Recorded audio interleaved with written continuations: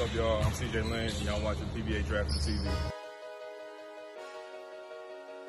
Napapansin po namin na 88% ng aming viewers ay di pa nakasubscribe.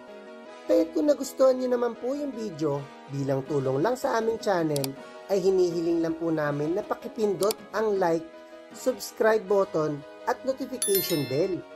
Maraming salamat mga ka-Draft Room! Welcome back po mga ka-Draft Room. Dahil malapit na ang draft, alam ko karamihan sa inyo ay naghihintay na ng mga updates tungkol sa mga highly touted PhilAm prospects na pwedeng mas magpalalim ng upcoming 2025 PBA draft. Kaya tinanong ko ang 6'10" PhilAm na si CJ kung kailan siya pupunta sa Pinas at sinabi niya na maglalaro na siya sa MPBL.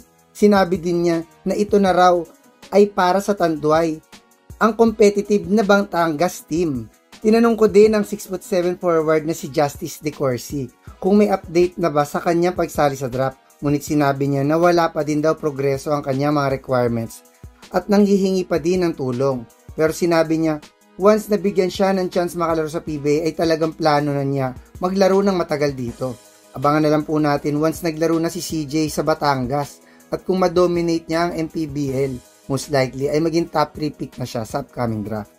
Hanggang sa susunod na lang mga ka-Draft Room.